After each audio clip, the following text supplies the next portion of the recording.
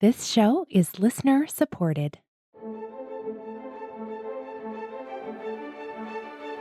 You're listening to Adoptees On, the podcast where adoptees discuss the adoption experience. This is season 4, episode 17, Pam, Lauren, and Sarah. I'm your host, Haley Radke. Today, one of our favorite therapists is back with us, and this time we are talking with Pam Cordano and her 2 adult daughters, Sarah and Lauren. Pam's daughters tell us all about what it was like for them to grow up with a mother who was adopted.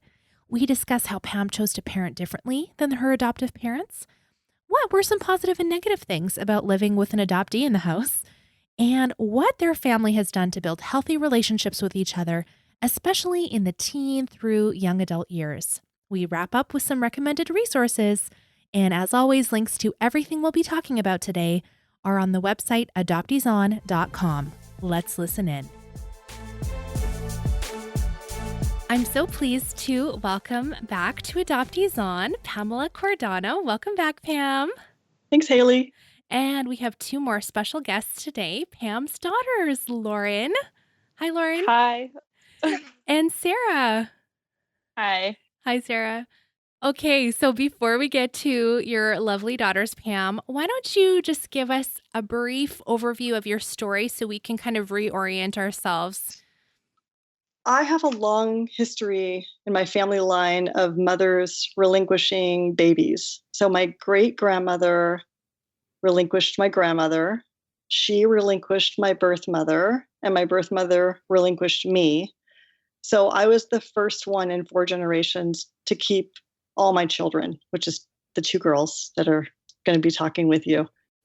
Yeah, so mothering and parenting has been a challenge and a joy, and maybe the most challenging and the most joyful part of my life. And I haven't talked to a lot of adoptees about how they feel as parents, or I haven't talked to kids who have adopted parents and to find out what their life is like. But I think right now I'm just excited and maybe a little nervous and vulnerable to hear some of their reflections, because I know that I brought so much trauma into the picture with me that I really didn't unpack the bulk of until after they were born. So they've been with me for kind of a wild ride, and I'm sure it's been a wild ride for them. So yeah, I'm just excited to hear them. Can you just talk about that briefly? How old would they have been when you started processing adoptee stuff? And I know, it's kind of constant too, but. Well, I found my birth mother when I was 25, and I found my birth father when I was 26. They were both complicated, not easy relationships, and I'm not in touch with either of them anymore.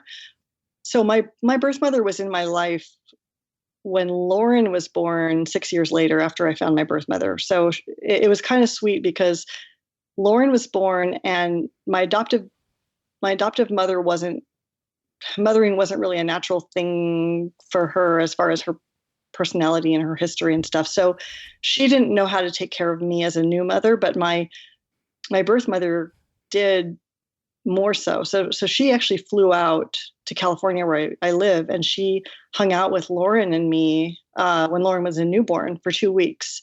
And that meant a lot to me because I felt like I had, somebody there with me. But things quickly went badly with her. She's mentally ill and made a lot of suicide attempts. And it got to the point that I just had to distance myself. It was too painful.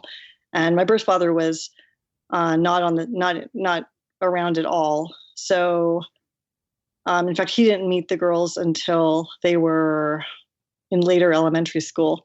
So I think that I had the trauma all along, but I think parenting brought up its own set of challenges with my own trauma. And I think in some ways it came out more after I became a parent than it had before then. Because before I had kids, I could kind of just, escape from my feelings more easily, just take off or party or whatever without consequence. But once I had babies, I felt like I had to get at least somewhat, more serious and more careful and protect them. And I really had dreams of I wanted to be a perfect mother and give them everything that I had never gotten from my biological family or my adoptive family. So I had high standards for myself that I failed. I failed again and again through the years, and in many ways. So yeah, I think that actually becoming a parent opened the door to Pandora's box in a bigger way to my trauma. So you were processing lots of things all through their growing up years then, it sounds like. There's not like one moment where you like came out of the fog. It was a process. Yeah, I think parenting in its various stages was triggering in all kinds of ways. When they're little babies, it's like, well, I'm keeping you, but nobody kept me or my mother or my grandmother or, and then to keep a baby when you haven't been kept is new territory. And then when they became toddlers and they're saying no to everything, it's like, come on, like I'm already overwhelmed just with my own stuff. Like just saying no, now two of them like back to back. So it's like, no. That was super hard. And then, we had some golden times in their childhoods when they, everyone likes everybody. And then the teenage years were super hard. And even young adult has been really hard and challenging. So it's just been different flavors of trigger for me. Okay, so I have a lot to look forward to. That's good. Good to know. Okay.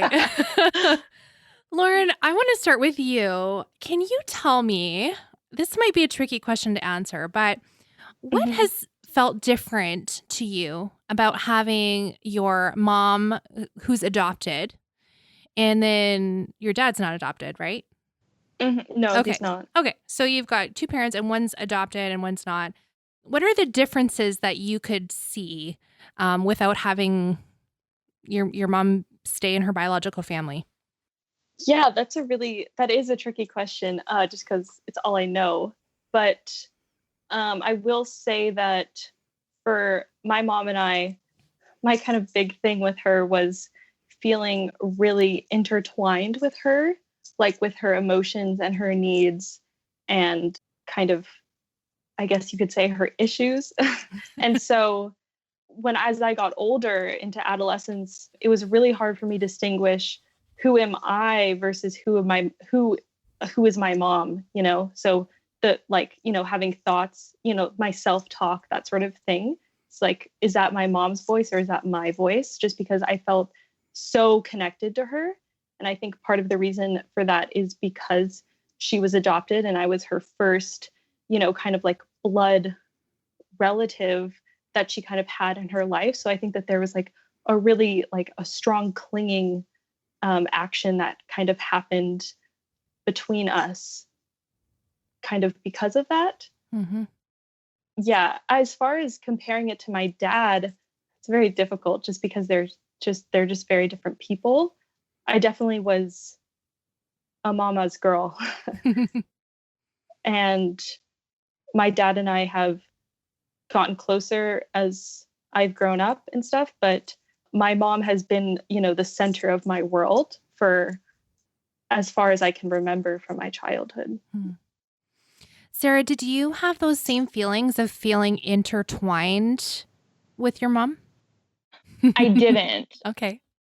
I have a wonderful relationship with my mom, and I think that even when we've had differences, our relationship has been like really, at least from my perspective, like super solid. But no, I wasn't super intertwined with my mom, other than I would easily pick up on emotions that she had. So like if she was really overwhelmed, I could really feel that, and then I would kind of replicate it sometimes. But other than like in an energetic sense, no. And that made my mom and I butt heads a lot, especially, when I was in my early mid-teens, because I wasn't super intertwined and I didn't necessarily agree with her, and I made that super well known to a fault. But so yeah, I think I had a much louder, more like aggressive relationship with my mom. But there's hope, even if you're, an adoptee and you have a really fiery relationship with your kid. I did with my mom for a really long time. And I love my mom to pieces, and I wouldn't change one thing about our relationship at this point. Well, that's good to hear. There's hope. Okay. So there's probably some good things about having a mom who is adopted and maybe some not so great things. Lauren, what do you think are some of the positive things about having an adoptee for a mom? Yeah, one of the first things that came to my head was that unique bond that I kind of mentioned earlier. Is the first child that an adoptee has is really like a symbol of kind of a bond that they didn't previously have in any sense, really. And so I think that can, it can be, yeah, like a really strong thing and also a really fiery thing and also a really scary thing. But I guess I would venture to say possibly that having a kid for an adoptee is just even more, I don't know, Mom, Sarah, do you guys want to help me out with this? Like, it's more, I don't know, it's just a more extreme symbol of something that didn't exist in their life before, just because it is a blood bond. And so that really comes to mind. And also, as far as like my mom goes, is that I think that she had a really acute awareness of like where relationships and connecting and bonds can fail before she even entered motherhood.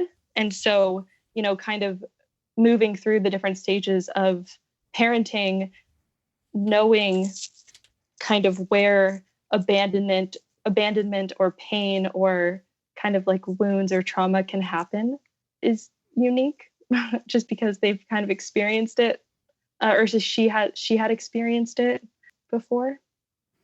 Oh, for sure. That's such a good observation, I think. I agree with that too. Sarah, did you have any thoughts on that? It's hard for me to tell whether all of the good things that I think about my mom are like super related to like adoption. I'm sure that adoption like made her who she is, which then translated into how she was as a mom. But I know that my mom is just like super into communication and like personal growth. And she had to basically, in order to like be a productive member of society, given her, how she grew up, she had to work on herself and she had to be self-aware and she had to be, in therapy from a young age. And so she really like made therapy and talking about feelings and all of that super like normal and accessible. And so one of the pros of my mom specifically was that growing up, there was always opportunity and communication about self-growth, which I think has allowed me especially to like become who I am. Pam, that's got to be sort of nice to hear. Yeah. I mean, I think in a way we're on the other side of the really hellish years. I think they ended about a year and a half or 2 years ago, and now we're in kind of a grace period or something, which, I actually think we're kind of here for, well, I shouldn't say anything. I was going to say we were over the big hump, but when are we ever over the big hump? And I'm knocking on wood right now. So there we go.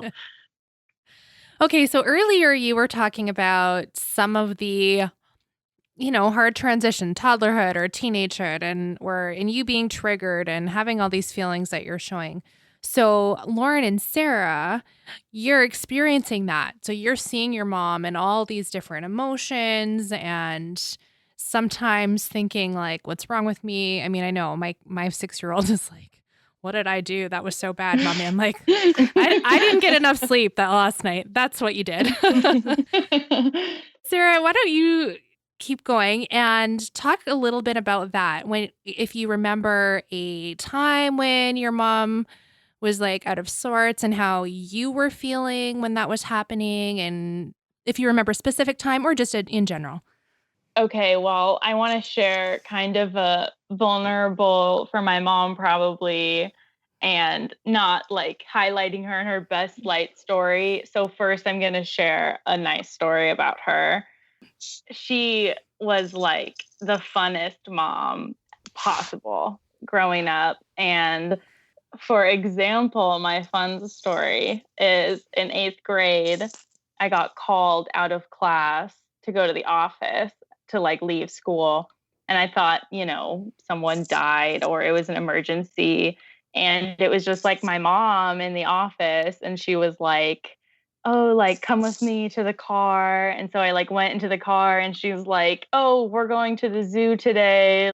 You're not going back to school, mental health day. And so she did a lot of stuff like that was like super fun and awesome. And so I'd like to start with that.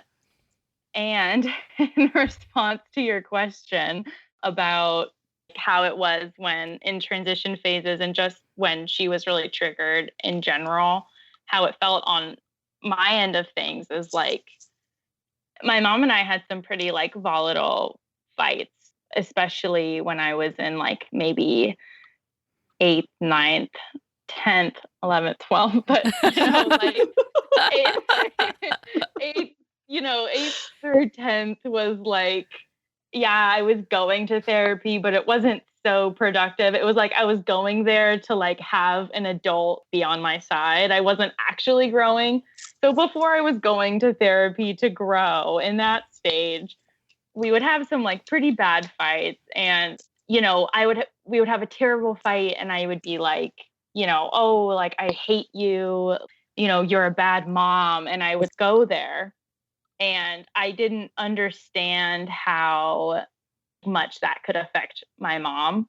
And it didn't matter how many times she like told me that she was adopted. It was like, I just didn't get it in my head how that was like her biggest fear in parenting.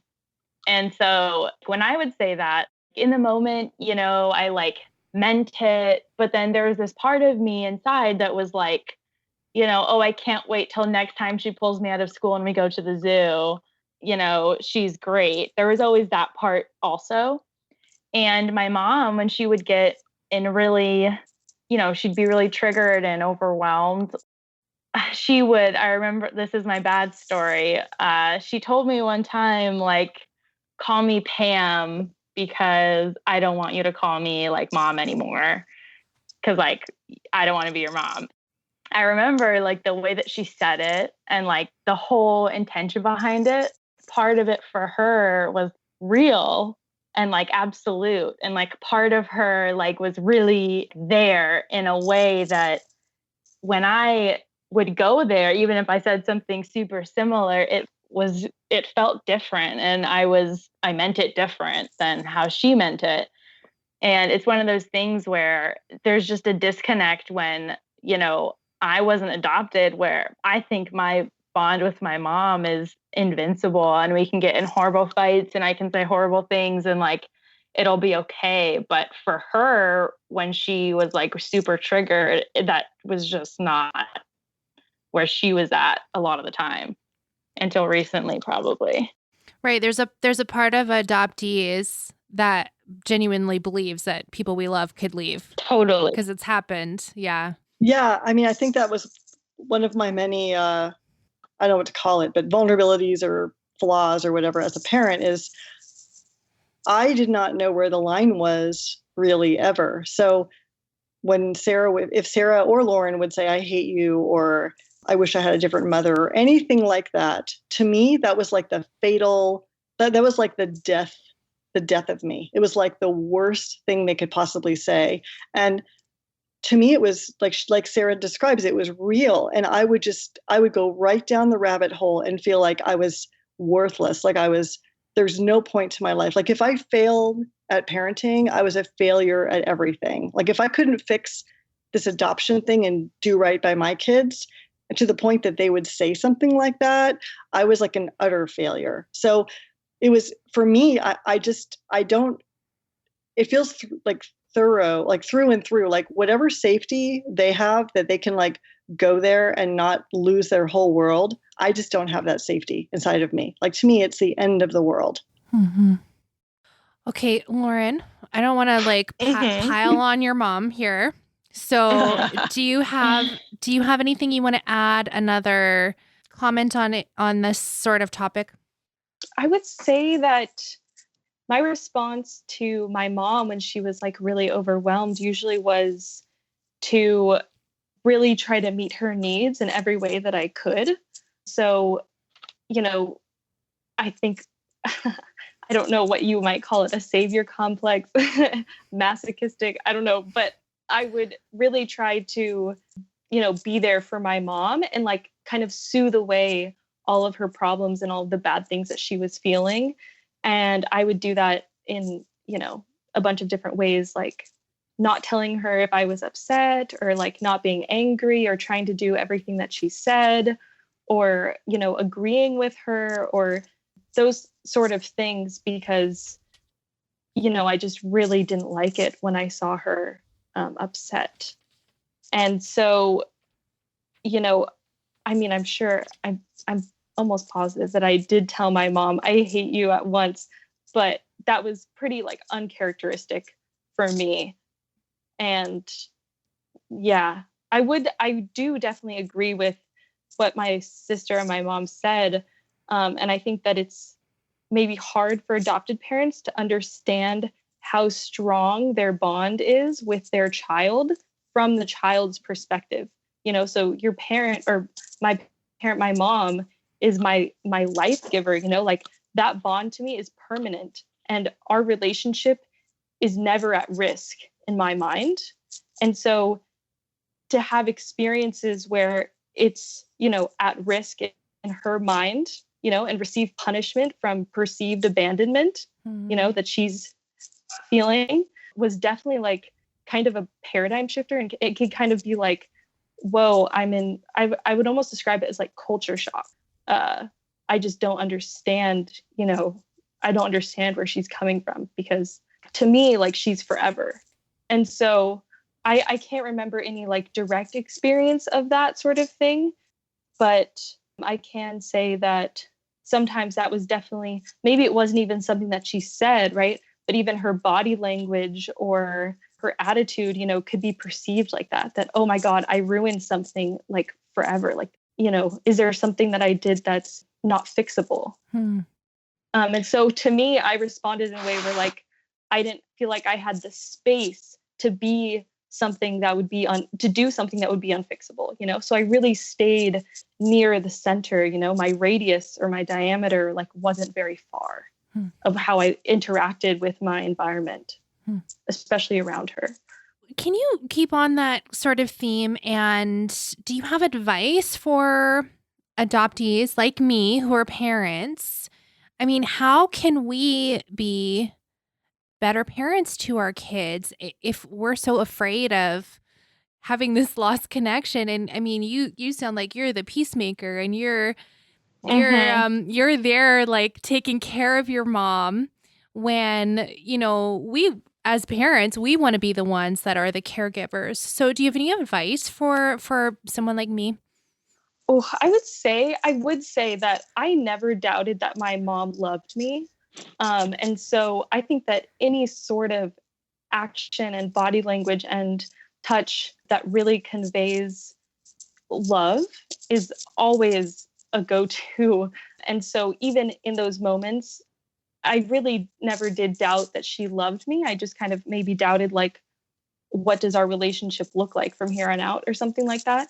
But I would also say maybe as far as, I started to look at my sister and take tips from her because she was so, she was different from me in the fact that didn't kind of close in maybe or shrink like I did.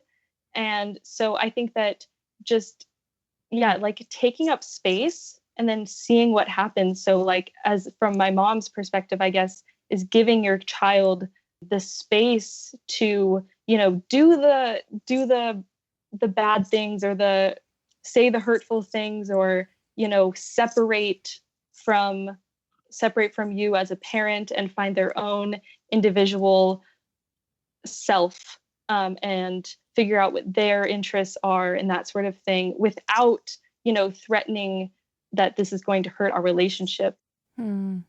Sarah, do you have any thoughts on that? Yeah. So since my mom and I had like a lot of fights, what Lauren was saying about showing signs of love and stuff like that, like I think it would have been hard for my mom, given the environment, to like slow down and like show me love. So I think what really started to help my mom and I's relationship is she started, hours, sometimes days, sometimes weeks after a big argument, she would consciously make room for me in her head. And so what would happen is we'd get in this really big fight and you could just see it on her face. She was so overwhelmed and like, her pain was like so consuming, and she had such a hard time like letting in, love and letting me in to like her mind when she got in like a triggered place like that. And so when she would take time, when she had cooled down, to like think about me and think about my, intentions and the positives in our relationship, it really helped us for when we were in like the makeup phase of an argument. So I guess I'd say, like, even if you have this terrible argument, or if you have arguments, if you're like my mom and I, and we had fights every morning on the way to school, just take a minute and remember like who you're fighting with and how much you love them, and give them some space to like also have pain, even though your pain is so big too, that they're hurt, and that, putting also some value to their pain. Well, and the other thing that was confusing for me, besides just all the confusion of being adopted, is they were teenagers when things got really hard, and they were hard more overtly with Sarah, but there were things that were hard with Lauren too. I mean, like I could see her shutting down or being compliant, or I couldn't find her in the conversation because she was probably, hiding herself to stabilize the environment, by taking herself out of it.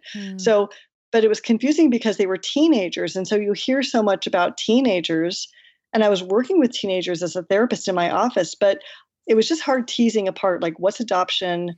What's my adoption trauma, and how I'm fueling the family with it, versus what's just teenage stuff. It was really confusing. I feel like I did not have a map. I bet. And all of this conversation is like parts of that, right? Like, what's just normal mother-daughter's conflict, or normal sister's conflict, or, Yeah. So when I was a teenager, I couldn't stand my parents. I mean, I really couldn't stand them from day one all the way until they died. And that sounds really horrible, but I just did not have a good relationship with my adoptive parents, which made things really difficult. So when I was a teenager and then left for college, I was done. I mean, I did end up, still having a relationship with them later, and I took really good care of them when they died, and I feel like I did right by them in the end. But so when Lauren and Sarah were separating, to me that was I was on the cliff, like the whole relationship was about to end any minute, because that's all I knew from myself, is that my parents like really lost me when I became a teenager and left the house. So one time Lauren said to me, so they called my mother Graham. So one time Lauren said to me, "Mom, you're not Graham. I'm not you. What you think is happening is not happening." And I was just like, oh my God, like, A, it totally relieved me that she said that in that moment, but B, that's really screwed up because I'm the parent and she's the kid. So, it's the kind of thing that was one of her coping skills, was understanding that there was a difference and trying to speak to it, because I didn't have the language. Wow, that's pretty powerful. Yeah. Okay. Any other thoughts on adolescence? I would like to say something. It's Lauren. Yeah, I've done a lot of work on separating in the last 3 years or so. And I can say from what I think is the other side, that my relationship with my mom feels so much better to me now. So even though it's like, before it might have been really perceived as scary to both of us, honestly, because I had to then own my own identity and my mom had to lose, what she perceived as, the super close ally. Even though I thought it was going to be scary or negative, actually, the other side is actually just so much better because, my mom can relate to me from a place of knowing who I am and who she is, right? So we're adjacent to each other instead of like kind of on top of each other or like kind of hugging or intertwined or something, And so just being able to relate as individuals with our own separate identities has been really great. And, I have all of these interests and passions and, a voice that is my own that really took like some undercovering of me and like some teasing out. And it was definitely difficult, but I would just say that even though it seems like it's going to be really scary, that it's for the better. And Sarah, how's your experience with that? You're just a tiny bit younger than Lauren, but you're 20. Are you separated? Yeah. Yes. It just is such an awkward term. I'm like, okay, we're saying separated, but you're meaning leaving the nest, right? Yeah. Okay. Yeah. So I left the nest probably before Lauren. I don't want to speak for her, but I feel like since my mom and I's relationship was so, you couldn't ignore that it needed to be addressed because it was loud. I went to therapy and I remember I sat down, in one of my first sessions with my new therapist and was like, this fight happened with my mom. This is what I did. I can tell, I do the same thing that she does in arguments. What do I need to do to not do that to my kids? And I was 17 asking that question. And it really, since my relationship with my mom was so, you couldn't ignore that it needed to be addressed. I really separated, quote unquote, pretty early.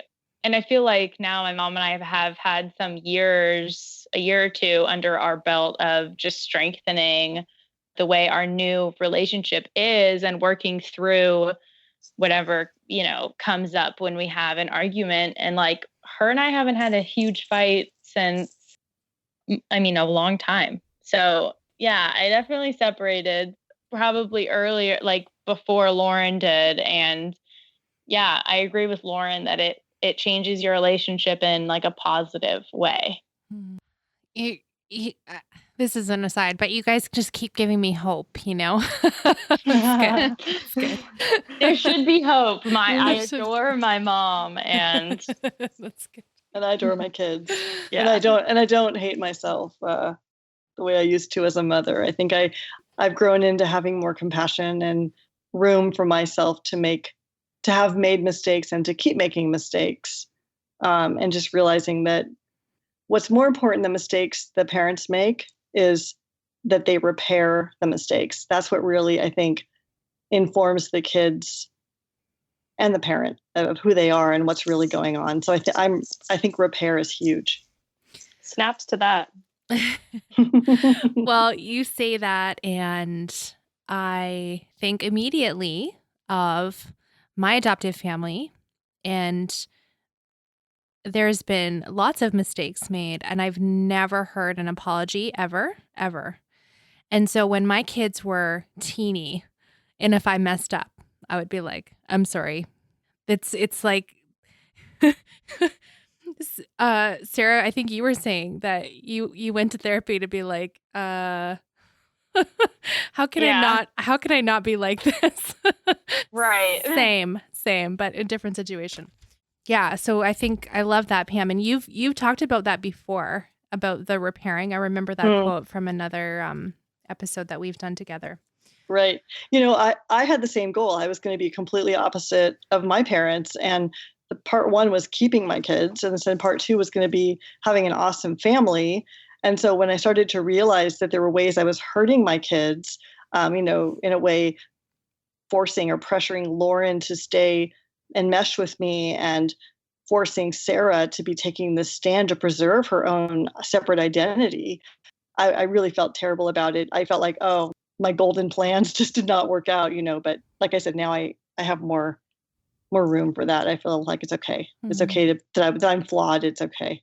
Can you guys talk a little bit about what you did as a family to navigate these big ups and downs? I mean, if there's fighting daily on the way to school, that has an impact on the whole family. So let's go to the peacemaker. Lauren, why don't you answer that first? Well, I really withdrew a lot. And I would kind of be unreachable behind this facade or mask of like, I'm fine, So it wasn't until I went off to college and kind of started coming up against my own issues that I realized like I really needed help in dealing with depression and anxiety and other things that I hadn't faced before. I really was like, oh shit, like I really can't be hiding. Like I need help and like I need to show up and tell my family like what's going on with me and I need help, basically. I would say that as far as the family did a lot. I was I was a mom ally and a not a self-participator for a long time. But eventually I would say like I really started to come out as my own a little bit more. Yeah, like when we started doing family therapy, we had a really great family therapist who really didn't let you get away with too much. So yeah, that was kind of the beginnings. And we also had a lot of really long family discussions where we would sit in a room for hours and air out everything that was going on. And, there was a lot of twists and turns in the road, but, in a conversation like that. But eventually we got to kind of where we were going. Sarah, what are your thoughts on that? How all of these things affected your family as a unit? In the really like rough parts where my mom and I were like having the hardest time, but at the same time, that was when we would have breakthroughs. So at that point, Lauren wasn't at the house anymore. And so my mom, my dad, and I would have hour-long, like hours, like 4 to 5 hour was not rare, like conversations where it would be like a mosh of crying and yelling and people storming out and then crying more and then you're just numb for like an hour and then you can maybe get to some resolutions or you pause and have another huge talk like the next day. And in the moment, it was like this almost family joke between my sister and I of we called them family meetings. My mom would be like, oh, like we need to have a family meeting. And it was that thing that's like, oh my gosh, if you have plans, cancel them. Like we're talking for 5 hours. So, but we had them. And, in hindsight, they were super important and they were super hard, but they were also super necessary in order for us to work through everything. And, it really gave me a lot of material to talk to my therapist about every week. So that was a pro because there was always something going on. And so there's always something that I could work on. And I was still living with my parents at that point. And so that was like I mean, a pretty wild family dynamic for a while, but it really made us a lot closer. And now, like, communication is much easier and no conflict ever lasts that long anymore. But yeah, so that's kind of how my relationship with my mom affected the family dynamic. You know, I think that as an adoptee, for me, the easiest thing in the world is to just drop everything and, move to Europe or whatever, or Canada. I'll move in your backyard, Haley. Like, it's disconnection is the easy way, and holding on is the hard way. At least that's a story I tell myself. But these family meetings, I don't think very many of them were 5 hours, although we could disagree on that. I think they were 3 to 4 sometimes, which is kind of wild. But I reported time to Erica okay. because it was a weekly therapy conversation. Okay, yeah, okay. Oh, this is my favorite. Anyway, what I was going to say is that there was something heroic about trying to stay in the relationship. Like, for me, I could have just left the house and gone to a hotel. That's what my cells in my body wanted to do. So staying in and fighting for a way to connect, a way to see each other's side, for me, that was the hard road. And it was grueling. So in some ways it went against my instincts. And it's like, hey, nobody fought this hard for me. Why should I fight so hard for other people? There's that grievance in there too. But I just had to, because it would have completely devastated me to fail at maintaining a relationship with my kids. One thing that I want to add to that is, especially as time went on, it was it was spoken that these family meetings that, as difficult as they were, my mom specifically would say, this is for you and Sarah, so that you guys can have a better handle on our family and on communication and on yourselves and how we relate to one another in this family. And so that you can bring that outward into your own families. And so they weren't fun, and even if they didn't feel very good sometimes, or part of it didn't feel very good, in the back of my mind, I knew that it was an act of love, and really kind of like one of the most pure acts of love that I can think of in a family. And so, I really tried to soak that up, that we were spending time to just sit down and be with our own family unit, and to really reap some benefits that Sarah and I can inherit and bring on, so that some of this past trauma that happened to my mom and also to my dad doesn't have to translate into my future children. And that is seriously like one of the best gifts I can think of, because having to do that on your own, and finding those resources out in the world is really hard, and it's really daunting. And so to have the support of people that around you to do it with you and be in the fight with you is something that is really valuable to me now. Yeah, I agree. It's generational change. That's amazing. I love that. Can we shift for a sec before we do recommended resources? And Sarah and Lauren, I would like to ask you what your views on adoption are. Growing up with an adoptee mom who is a therapist and now is pretty active in serving the adoptee community. What are your views on adoption? Sarah, let's start with you. My mom wasn't super vocal about her explicit feelings on adoption until fairly recently. I didn't grow up with the same dialogue about adoption that we have now within the family.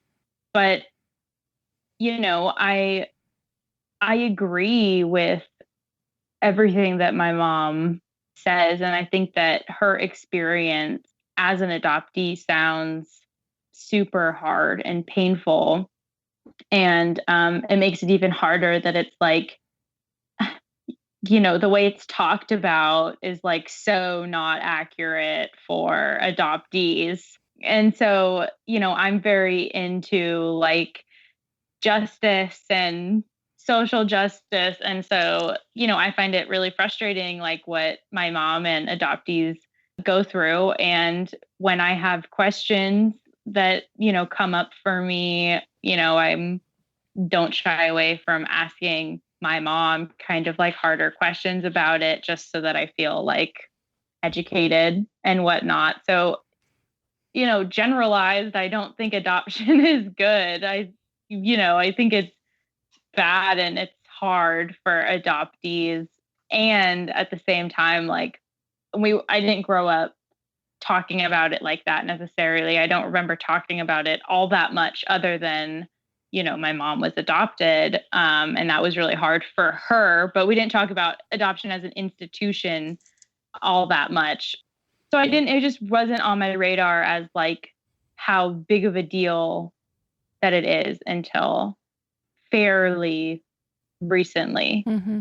And so as you are learning these things and you're passionate about social justice anyway, isn't it fascinating to see how much they're inextricably linked, I think, in a lot of ways. Lauren, do you have thoughts, views on adoption now? Yeah, I definitely do. And among my friends, we live in a pretty affluent, mostly white little town in California. And I tend to feel like my view on adoption is pretty unpopular around here. And I guess my big thing is no matter what the situation is for the adoption, no matter what family is adopting a child, that pain and that trauma of losing their mother and child is inescapable. Like it exists no matter what.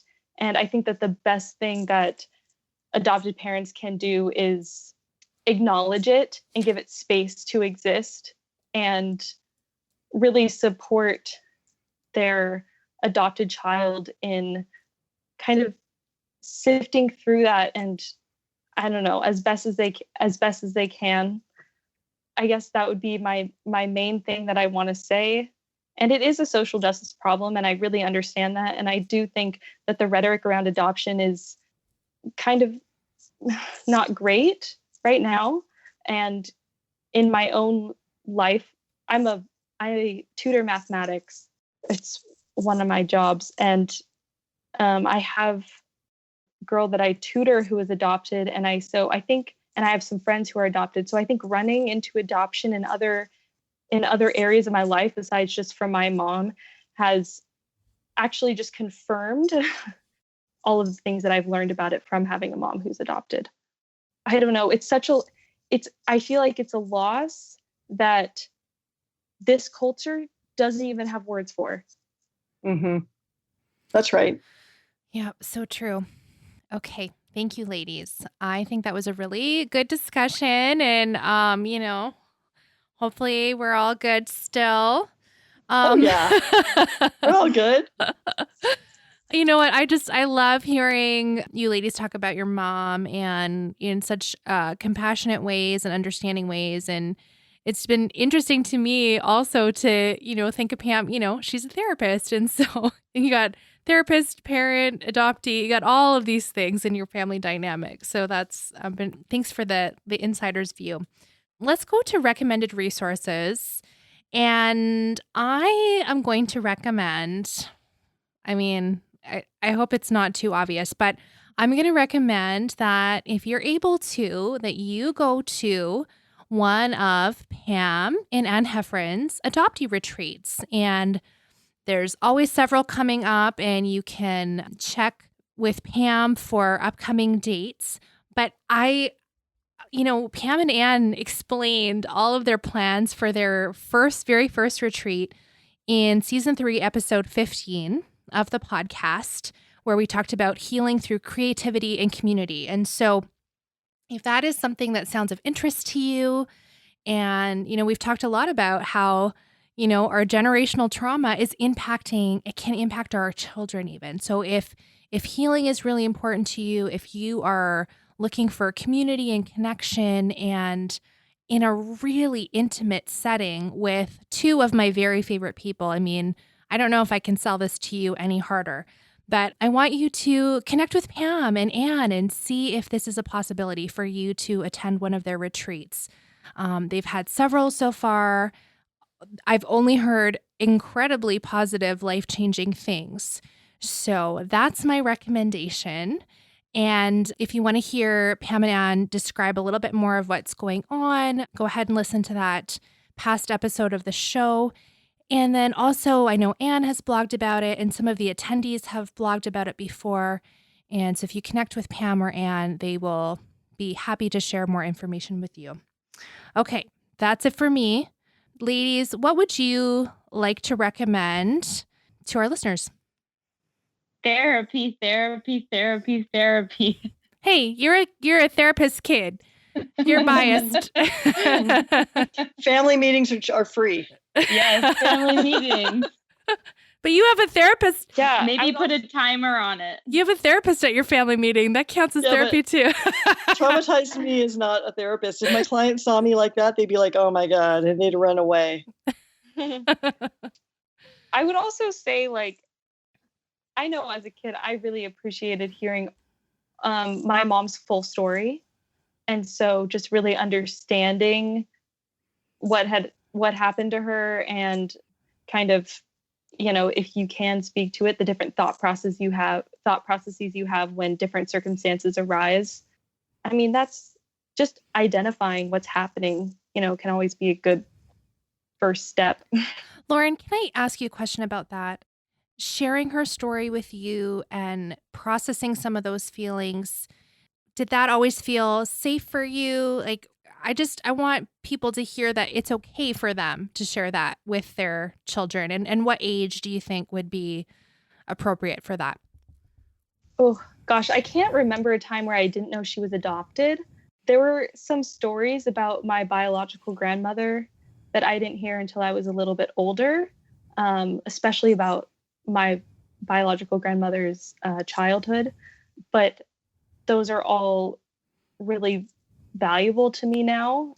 And yeah, I would just say it's really important to me that I know my mom's story. And even like the ugly parts that don't put her in a good light, you know, it makes my sister and we also have a family line that is gone. You know, we have my mom, which is amazing, but there's so many other blanks, you know, and any way that she can fill those in, I just really appreciate it. Thank you. Sarah, did you have something that you wanted to recommend? I guess I would just like to say, like, I mean, yes, if therapy is something that you can do, I would highly recommend, whether you're an adoptee or the kid of an adoptee or an adoptive parent.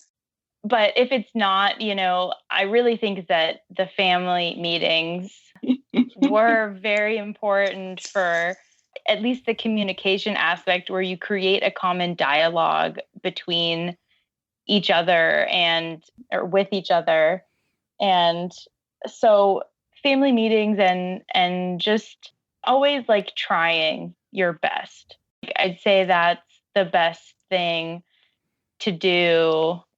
Because if you know that you're like not handling yourself well, like just try and breathe, I guess. And like, you don't need therapy, but I guess self-growth is always the way to go. And in whatever form you can do that, whether it's therapy or books or podcasts or, you know, whatever means that you have, self-growth will help in any situation. Yeah, I will say, if you're going to look for a therapist, try to find one that understands adoption, because some of them don't. We know. Really, I had no I want to say something about this, which is, what's that Disney expression about never leave anyone behind? Ohana means family. Family doesn't get left behind. It's in Lilo and Stitch. Okay, and I think it like never leave anyone behind. So I actually I never thought of this before, but I think in a way being an adoptee parent and never leaving your kids behind in a real way and continuing to go toward them and repair conflict and grow even if it hurts is an act of courage and defiance against the history of adoption, because it's like it's demanding family. It's demanding that the family be healthy and intact, and as opposed to letting it be fractured and continuing, like you said, Haley, that generational pattern. So it's I don't know what the word is. It's an act of valor or something for adoptees to hang in there with their kids. Mm-hmm. Yes, absolutely. And so do you want to recommend family therapy? Well, only if it's an excellent therapist. I mean, and our person was super expensive, but it was worth every cent. I mean, I would have done anything. I would have sold our house. I would have moved to a different city. I would have gotten an extra job to pay for it. It was really worth it, but he was really good and really expensive. And that's what makes my mom is so extraordinary. Well, and when you're in family therapy, did he help you structure your family meetings? Because I'm curious about that. Because a family meeting, I mean, that can mean a lot of different things. No, the family meetings were very chaotic sometimes and really messy and a waste of time in many pockets of them. No, but what he did is he used the word ghosts, and he would talk about my ghosts, meaning the parts of me that I inherited from my history and from previous, my birth mother and her birth mother, and just that lineage that came through me and into my system, and my husband's ghosts, and how we acted these ghosts out on our kids. And he really helped us reclaim them as our own experience so that we could stop acting them out on the kids, which gave the kids more space to feel like they could take up their own space and be heard and loved for who they are, and not just as, people being raised by two traumatized people. But he was very good at it. That sounds pretty great. Okay. Well, thank you so much, ladies, for all of your insights and for your recommendations. And how can we connect with you online, Pam? Right now, the best way is through my email. It's pcordano@comcast.net. And if you specifically want to ask about how an adoptee retreat could directly help parenting, ask me, because I have answers about that. Oh, that sounds good. That sounds really good. And then if you guys want to connect with Sarah or Lauren, you can also send those thoughts on to Pam, and she will forward those on. And thank you so much, ladies. This was such a fun conversation, even though it was hard sometimes. I think it was just so insightful.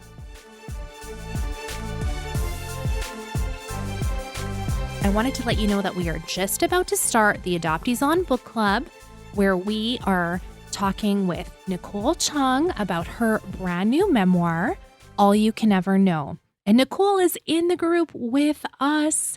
So fun. So we are going to have all kinds of book club discussion questions, and then we're going to wrap up with a live video chat with Nicole. So make sure you go to adopteeson.com, find our Facebook page, and click request to join the book club group. And similarly to the last time we did a book club, it's going to be a pop-up. So we're going to be open for a couple of weeks.